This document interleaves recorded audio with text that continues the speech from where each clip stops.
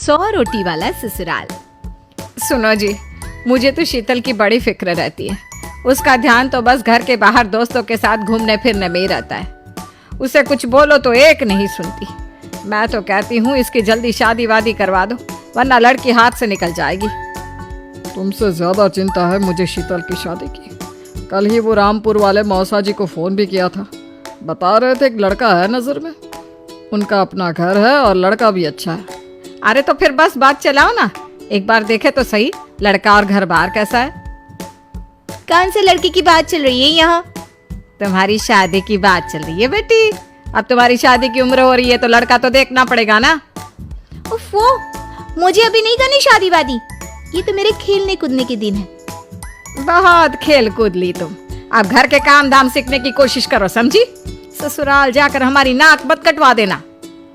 सब्जी काटनी तो आती नहीं इसको, तो नाक ही कटवाएगी। अरे मैं इसे शादी तक अच्छे से सब सिखा दूंगी। आप तो बस उस लड़के से इसकी शादी के बाद चलवाओ। कुछ दिनों बाद कुणाल और उसकी माँ शीतल को देखने घर आते हैं। कुणाल दिखने में बड़ा ही स्मार्ट होता है। शीतल तो उसे देखती ही रह जाती है। देखो जी, हमारी कोई डिमांड तो है नहीं, बस हम चाहते हैं कि लड़की घरेलू हो, घर के सारे कामकाज संभाल ले। अब आपके परिवार में तो बस 3 ही लोग हैं, पर हमारा तो खूब भरा पूरा परिवार है। बाकी हमें लड़की के घूमने फिरने दोस्तों से मिलने से कोई दिक्कत नहीं है। घर का काम करने के बाद जो चाहे सो करे। अरे वाह, ये तो इतने बढ़िया लोग हैं। लड़का भी इतना स्मार्ट है और ऊपर से इन्हें मेरे घूमने फिरने से भी कोई दिक्कत नहीं है। हे भगवान, तूने तो बिना मांगे ही मुझे सब दे दिया। बताओ जी, और क्या चाहिए हमें? हमारी तरफ से तो रिश्ता पक्का है जी। बस फिर तो हंसी खुशी शीतल और कुणाल की शादी हो जाती है। शीतल मन ही मन बड़ी खुश होती है और उसी खुशी के साथ वो अपने ससुराल में कदम रखती है। आओ बहू, तुम्हारा अपने ससुराल में स्वागत है। ये मिलो अपने परिवार से। ये तुम्हारे ससुर जी, तुम्हारी ननद सुनीता और गीता, सुनीता के पति राजेश और उनके 2 बच्चे राजू और चिंटू। ये ना हमारे साथ यहीं रहते हैं। ये तुम्हारी दादी सास है और बाकी लोग अभी बाहर गए हुए हैं। इतने सारे लोग, ये सब यहीं रहते हैं इस घर में? अरे अभी तो मेरे देवर देवरानी और उनके 3 बच्चे यहाँ नहीं है। उसके मायके में भी शादी थी ना, तो बस वहीं गई है। कल तक आ जाएंगे। हे भगवान, ये घर है या धर्मशाला? ये सब एक साथ इस घर में कैसे रहते हैं? मुझे तो पता ही नहीं था इनका इतना बड़ा परिवार है। अब समझी कि कोई डिमांड क्यों नहीं की इन्होंने। ये सब चाल चले मेरे साथ। अरे बहू, खड़े खड़े क्या सोच रही हो? चलो अपने कमरे में जाकर आराम करो। जी माँ जी। अगले दिन शीतल का ससुराल में पहला दिन होता है। शीतल रसोई में जाकर सबके लिए खीर बनाने लगती है। तभी उसके ननद सुनीता आती है। अरे वाह भाभी, आज क्या बना रही हो? बस दीदी, आज वो पहली रसोई है ना, तो खीर बना रही थी। अरे भाभी, ये खीर वे रहने दो। घर में 4 लोगों को शुगर है और कुछ लोग मीठा ही नहीं खाते। आप ना सीधा खाना ही बना दो। क्या फर्क पड़ता है, मीठा बने या नमकीन? बस बहू के हाथ की पहली रसोई होनी चाहिए ना। जी दीदी, तो फिर मैं खाना ही बना देती हूँ। आप बता दो खाने में क्या बनेगा? बस सिंपल सी कोई सब्जी बना दो, जैसे आलू गोभी या आलू मटर, और उसके साथ रोटियां सेक दो। हमारे परिवार में अब तुम्हें मिलाकर पूरे 20 लोग हो गए हैं। 15 बड़े और 5 बच्चे। बड़ों की 6 और बच्चों की 2 के हिसाब से रोटी बना देना। चलो मैं चलती हूँ, सब देख लेना। हाँ, बड़ों की 6 रोटी मतलब कि 15 लोगों की 90 रोटियां, और बच्चों की 2 रोटी मतलब 5 बच्चों की 10 रोटियां। 90 और 10 मतलब कुल मिलाकर 100 रोटियां। हाय, मैं तो मर गई। 100 रोटी अकेले कैसे बनाऊंगी? माँ, ये तुमने मेरी शादी कहाँ कर दी? शादी से पहले तो मैंने कभी 4 रोटी से ज्यादा नहीं बनाई। शीतल एक बड़ी सी परात में 100 लोगों के हिसाब से आटा निकालती है और उसे गूंथना शुरू करती है।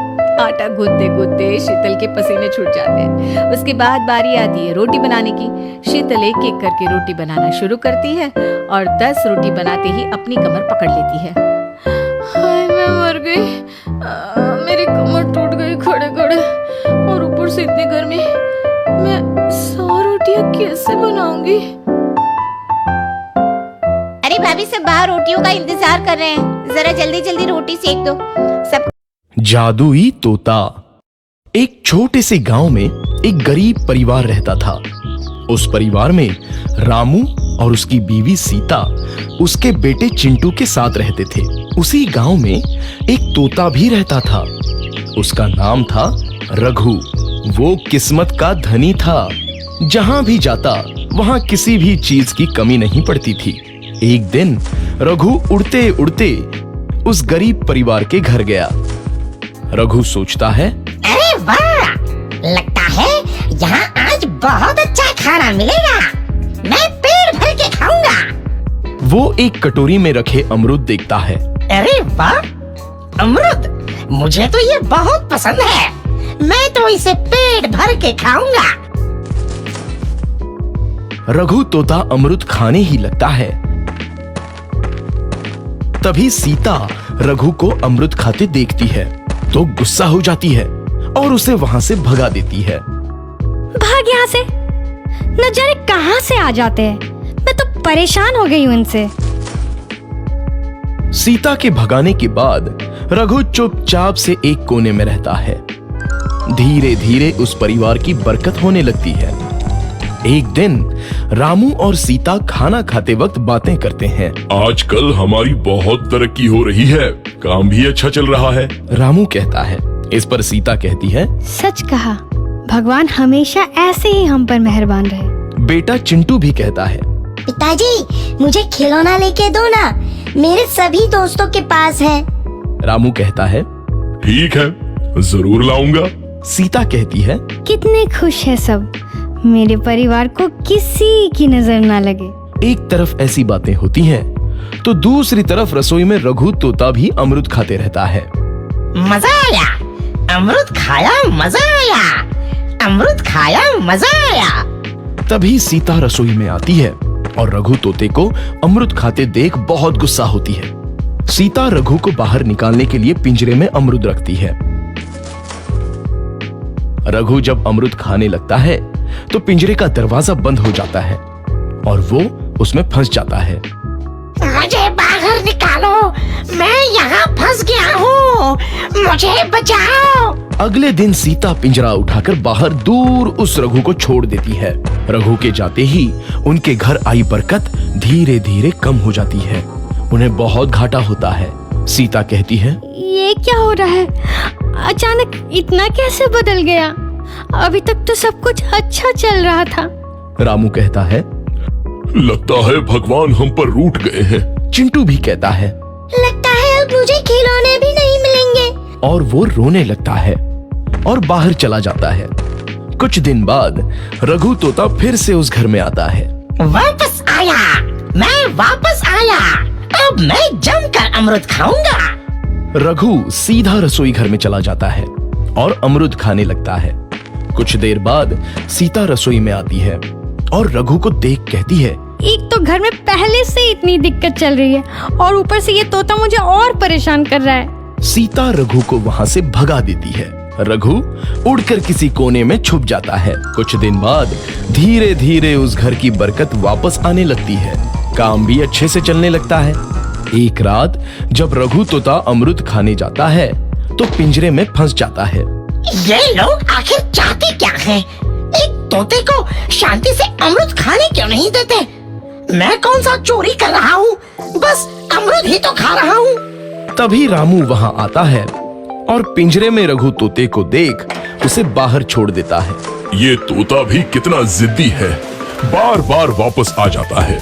जैसे ही रामू रघु को छोड़ देता है, अगले दिन से फिर से उनके घर की बरकत जाने लगती है। काम में घाटा होता है।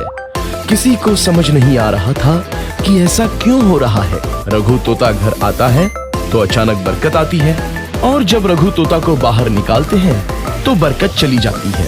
एक दिन सीता रघु तोते के घर आने और बाहर जाने की स्थिति पर नजर रखती है। ये तोता जब भी घर आता है तो घर में बरकत आती है और जैसे ही ये घर से बाहर जाता है तो उसी के साथ बरकत भी चली जाती है। कहीं ये जादुई तोता तो नहीं है? अगली बार जब ये तोता घर आएगा मैं इसे कहीं नहीं जाने दूंगी। सीता रघु का बहुत इंतजार करती है लेकिन रघु तोता दोबारा उस घर में कभी नहीं आता। से परेशान मोहल्ला। बस थोड़ी देर और दीदी, फिर तो हमारी टंकी बन जाएगी जिसमें हम सबके लिए गरम गरम पानी कर पाएंगे। हाँ करिश्मा, और हमें परेशान नहीं होना पड़ेगा, ना बार बार लकड़ी खराब करनी पड़ेगी जलाकर। हाँ दीदी, आखिर हम सब की मेहनत रंग लाई। हमने अपने पूरे परिवार के लिए एक साथ पानी गर्म कर सकते हैं अब। अरे ये क्या खिटपिट शुरू कर दी है तुम लोगों ने। सुबह के 5 बजे के बाद से तुम पांचों जुगाड़ू बहू शोर करने लगती हो। पागल हो गई हो क्या? हमें चैन से सोने नहीं दोगी? ठंड का समय है, सब चैन से सो रहे होते हैं। हमारे पति देर रात काम करके घर में ठीक से सो नहीं सकते क्या? ये बताओ तुम। अरे आप लोग ऐसे क्यों कह रहे हो? हम तो अपने घर में कर रहे हैं ना, जो भी कर रहे हैं, और ये सब हम जानबूझकर तो नहीं कर रहे। जानबूझकर नहीं कर रहे हो तो क्या कर रहे हो? देखो ये सुबह सुबह का शोर शराबा बंद कर दो, वरना हमें एक्शन लेना होगा कि ये सब तुम्हारा रोज रोज का हो गया है। आखिर ऐसा भी पांचों बहू ने क्या कर दिया था जो उनके पड़ोसी सुबह सुबह आकर उनसे ये सब कह रहे थे और परेशान हो रहे हैं? आइए जानने के लिए कहानी में कुछ समय पीछे चलते हैं, जहां गायत्री देवी अपने 5 बेटों की शादी गांव की 5 बहनों से करवा देती है। 5 बहुओं का गृह प्रवेश होता है। आओ आओ आओ मेरी 5 बहू, आ जाओ। सबको शादी की थकान होगी ना, जाओ तुम सब आराम कर लो, वैसे भी बहुत ठंड हो रही है। ठीक है माँ जी, लेकिन आपको कुछ खाने पीने के लिए चाहिए तो आप हमें बता दीजिए, हम बना कर ले आते हैं। देख रहे हैं ना जी, कैसे हमारी बहू आते ही हमारी सेवा पानी करने को तैयार है। इसलिए तो मैंने गांव से इन 5 को अपने बेटों के लिए चुना है। हाँ हाँ भाग्यवान। 5 बहू बेटे अपने अपने कमरे में आराम करने चले जाते हैं। अगले दिन 5 बहुएं सुबह 5:30 बजे उठ जाती हैं और उठकर अपनी सास का दरवाजा खटखटाने लगती हैं। माँ जी, माँ उठ जाइए, सुबह हो गई है, हमें पहली रसोई में क्या बनाना है बता दीजिए। हाँ माँ जी, दरवाजा खोलिए ना, बताइए क्या बनाना है हमें खाने में, तभी तो हम बना पाएंगे। माँ जी दरवाजा खोल दीजिए। अरे ठंड में सुबह सुबह बहू कैसे इतनी जल्दी उठ गई, जरा देखो गायत्री। अरे इतनी ठंड में ये बहू सुबह सुबह क्या कर रही है, देखती हूँ मैं। तभी सास दरवाजा खोलकर, हाँ बहू, क्या हुआ? तुम 5 सुबह सुबह इतनी जल्दी कैसे उठ गई? माँ जी, हमें अपनी पहली रसोई में क्या बनाना है बता दीजिए, हमें जल्दी उठने की आदत है ना, हम तो गांव में भी 5 बहनें जल्दी उठ जाया करती थी। अरे तुम 5 को शादी की थकान नहीं है क्या? और तो और ठंड हो रही है, थोड़ा आराम कर लेती। मैं वैसी सास नहीं हूँ जैसी सुबह सुबह बहू को डंडा कर देती है और सुबह 5 बजे उठाकर खाना पीना बनवाती है। जाओ आराम करो। अरे माँ जी बता दीजिए ना क्या खाना बनाना है, 6 बजने वाले हैं। ठीक है, मटर पनीर, पूरी, चाप, रायता, गाजर का हलवा और जो भी तुम्हें बनाना आता है वो सब बना दो, 5-6 आइटम। ठीक है माँ जी, आपने हमें इतना बता दिया उसके लिए शुक्रिया। अब आप जाकर सो जाइए। अब सोकर क्या करूँगी, मेरी नींद उड़ा दी तुम लोगों ने। ये सुनकर 5 बहू चली जाती हैं और घर की सफाई करने के बाद ठंड में रसोई में खाना बनाने लगती हैं। एक बहू सब्जी काटती है, दूसरी मटर छीलती है और दोनों बाकी की हलवा बनाने की तैयारी करती है। जल्दी जल्दी सब काम कर लो, फिर खाना भी परोसना है। अरे बस हो ही गया। 5 बहू अपने हाथ का खाना खिलाने के लिए 7:30 बजे ही सास ससुर के पास पहुंच जाती हैं। माँ जी, पापा जी, हमने खाना तैयार कर लिया है, आप जल्दी से खाना खाने के लिए आ जाइए, वरना खाना ठंडा हो जाएगा। अरे बहू, इतनी जल्दी खाना बनाने की क्या जरूरत थी? अभी तो 8 भी नहीं बजे और हम सोकर उठे हैं, अभी नहाना बाकी है। तुम इतनी जल्दी जल्दी सुबह उठकर ये सब क्यों कर रही हो बहू? हमारी भी नींद तोड़ दी। चलो ठीक है, आते हैं हम। फिर सास ससुर नहाकर 5 बहू के हाथ का खाना खाने के लिए आ जाते हैं और खाना खाकर खूब तारीफ करते हैं और 5 को नेक देते हैं। थैंक यू माँ जी, पापा जी। पूरे दिन का काम खत्म करके 5 बहू सो जाती हैं। अगली सुबह फिर जल्दी उठ जाती हैं और ऐसे ही सास ससुर को भी जल्दी उठाकर खाना बनाकर खिला देती हैं। और यही तीसरे दिन भी होता है, लेकिन तब ठंड में वो खाना नहीं बना पाती, सिलेंडर खत्म हो जाता है। दीदी अब क्या करें, सिलेंडर खत्म हो गया और खाना बनाना तो जरूरी है। अरे सिलेंडर खत्म हो गया तो क्या हुआ, याद है ना हम गाँव से हैं, जुगाड़ करना हमारी नस में है। चलो चूल्हा बनाए। सोनाली, करिश्मा, शिप्रा, अरे रसोई से मसाले और सब्जी उठा कर ले आओ। दीदी मैं ले आई, शिप्रा जल्दी आना बाहर। 2 बहू जल्दी जल्दी चूल्हा बनाना शुरू करती हैं। जितनी देर में चूल्हा सूखता है उतनी देर में 5 बहू खाना बनाने की तैयारी कर लेती हैं। ओहो, खाना बनाने के लिए चूल्हा तैयार कर लिया, लेकिन लकड़ी तो हमारे पास है ही नहीं, हमें लकड़ी काटनी होगी, लेकिन आसपास कोई पेड़ ही नहीं है। अरे वो है तो सही, गली में जाओ, थोड़ी सी लकड़ी वहीं से ले आओ। मैं भी चलती हूँ दीदी। दोनों बहू गली के बाहर के पेड़ को ही काटने लगते हैं, जिससे शोर होने पर मोहल्ले वाले और ज्यादा परेशान हो जाते हैं। वहीं रसोई से बार बार आवाज लगाकर